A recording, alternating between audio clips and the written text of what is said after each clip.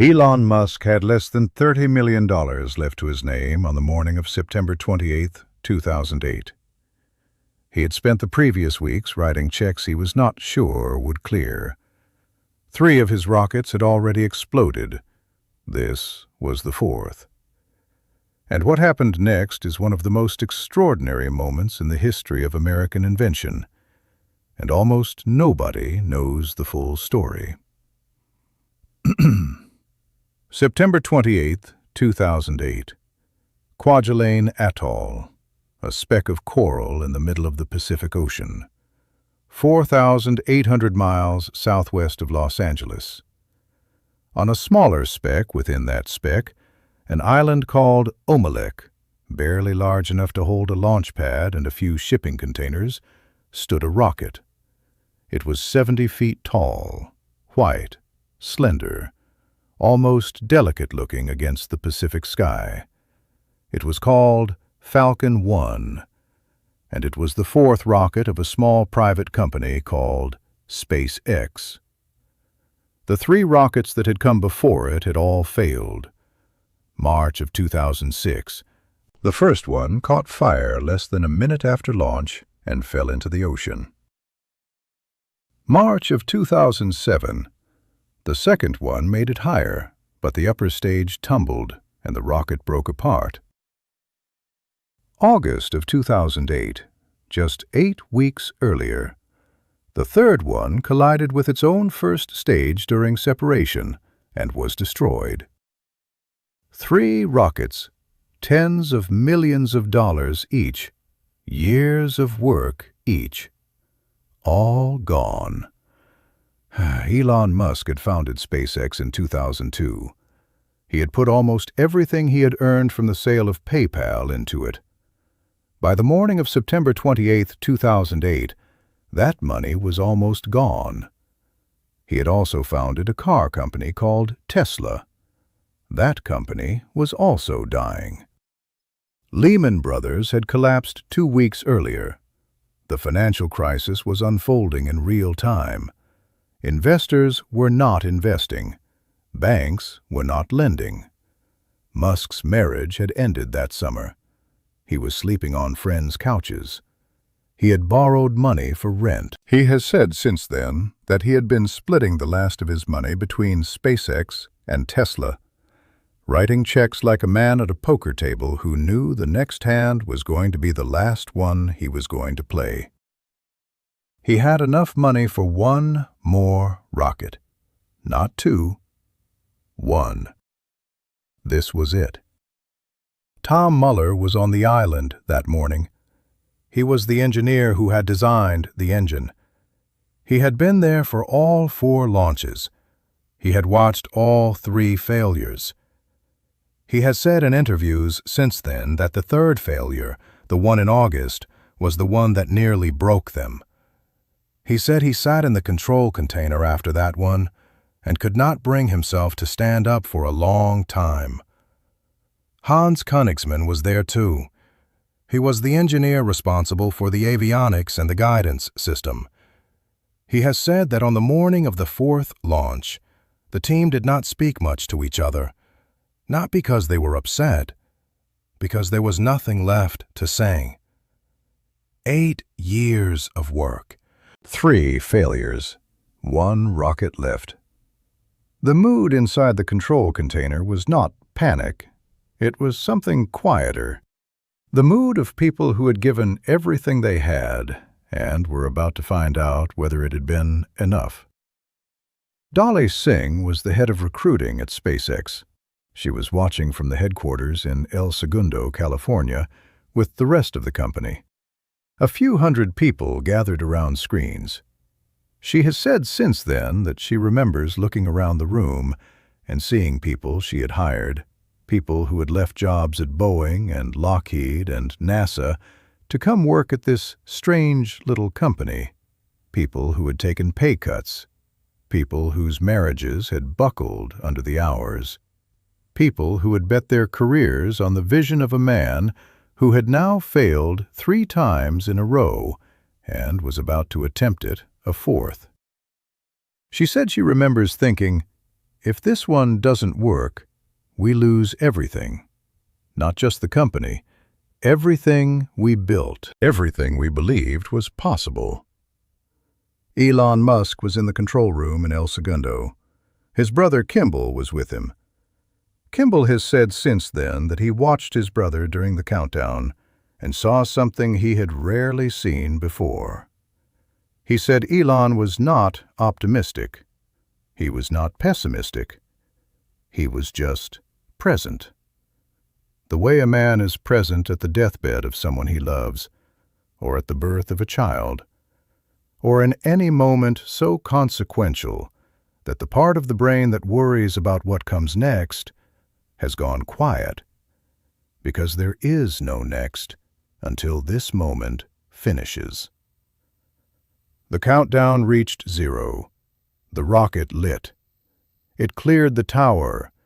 It climbed. The first stage burned for 2 minutes and 40 seconds.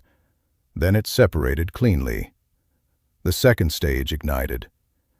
This was the part that had killed the third rocket, the separation, the handoff between stages. The moment when 8 years of work either continued or ended. The second stage burned. It kept burning. It reached orbital velocity. 9 minutes and 31 seconds after launch, a small private rocket, built by a small private company, on a budget that the established aerospace giants spent on coffee, reached orbit. The first privately developed liquid-fueled rocket in history to do so. Inside the control room in El Segundo, the room exploded. People who had not cried in years began crying. People who had not spoken to each other in weeks because of the strain of the last few months were embracing. Dolly Singh has said that she watched Elon Musk during those first few seconds after the success was confirmed. She said he did not celebrate. He did not lift his arms. He just stood there. And after a moment, he said, quietly, that it was the best day of his life.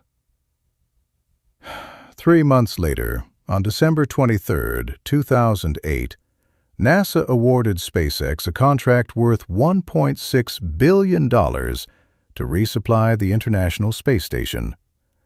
Musk has said that the call came on Christmas Eve. He has said that without it, the company would have run out of money within weeks. He has said that he does not like to think about how close it was.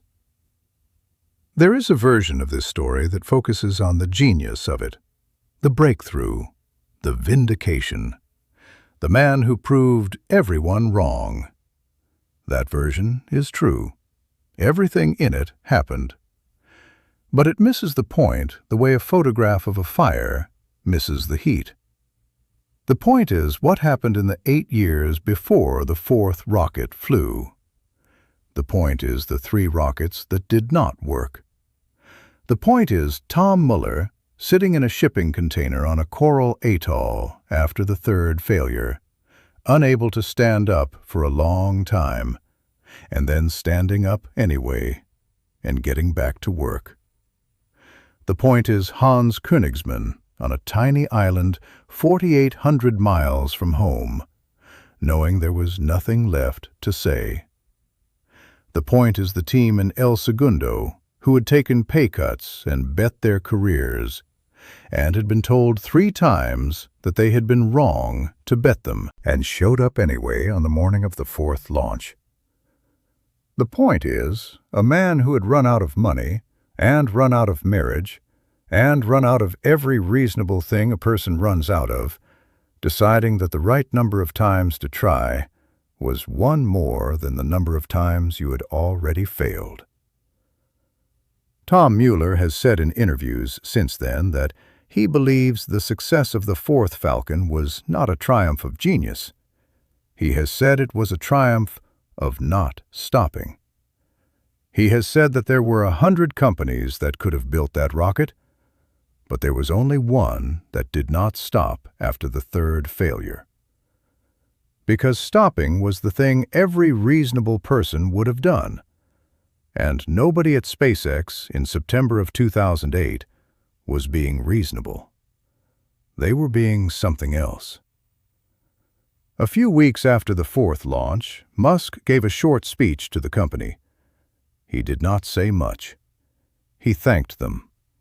He told them that he believed they were going to take humanity to other planets. In 2008, that sentence sounded like the kind of thing a man says when he has not slept enough.